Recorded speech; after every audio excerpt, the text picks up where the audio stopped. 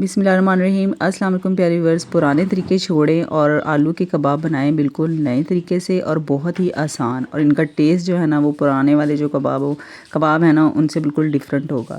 اس کے لیے جو سب سے میں نے ایک بڑے سائز کا پیاز لیا، اس کی چاپ کٹنگ کر لی تھی، اور 2 ٹیبل سپون جو ہے نا ہم نے اس میں گھی کے ڈالنے ہیں کڑاہی میں، اور تھوڑی سی ہری مرچیں ہیں 3 سے 4 جو ہے نا بالکل باریک کٹنگ میں، ٹھیک ہے۔ ان کو ہم نے نا اس میں سوتے کر لینا ہے۔ آئل کا یوز بہت زیادہ نہیں کرنا ہے، جسٹ 2 سے 3 ٹیبل سپون میں نے اس میں ڈالے ہیں۔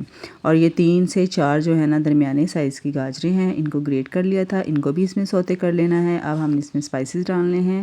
اس میں زیرہ ڈال رہی ہوں، اور اس کے بعد ہے یہ پیسا ہوا دھنیا ہے، کوٹی ہوئی لال مرچ ہے، اور اس میں نمک، ٹھیک ہے۔ یہ جو اسپائسز ہیں یہ آپ اپنے ٹیسٹ کے حساب سے ڈال لیجیے گا، اور پانی یہاں پہ بالکل نہیں ڈالنا، کیونکہ گاجروں میں سے پانی جو تھوڑا بہت نکلا ہے نا اس میں یہ سارے مسالے ہم نے اچھی طرح سے بھون لینے ہیں۔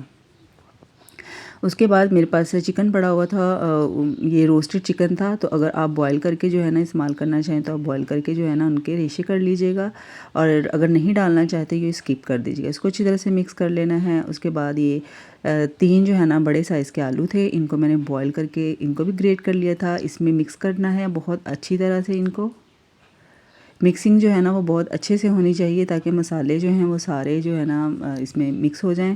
اس کے بعد ہرا دھنیا ڈال دیجیے گا بہت پیاری سی خوشبو کے لیے، یہ آپشنل ہے، نہیں ڈالنا چاہتے اسکپ کر دیں۔ اس کے بعد فلیم ہم نے بند کر دینی، ان کو بالکل ٹھنڈا کر لینا ہے، اور ان کی بنا لینی ہے شیپ، کباب بنا لینے ہیں۔ شیپ جو ہے وہ آپ نے اپنے پسند کے حساب سے جو ہے نا وہ بنا لیجیے گا، ٹھیک ہے۔ اس کے بعد ہم نے ان کو لو فلیم پہ جو ہے نا فرائی کرنا ہے ایگ کے ساتھ، ٹھیک ہے۔ انڈے کے ساتھ جو ہے نا ہم نے ان میں ڈپ کر کے ان کو فرائی کرنا ہے، اور بہت پیارا سا گولڈن سا کلر آنے پر ان کو ہم نے اتار لینا ہے نا بہت آسان اور بہت جلدی بن جانے والی ریسپی۔ لازمی ٹرائی کیجیے گا، اپنا فیڈ بیک دیجیے گا، اپنا بہت سارا خیال رکھیے گا۔ اللہ حافظ۔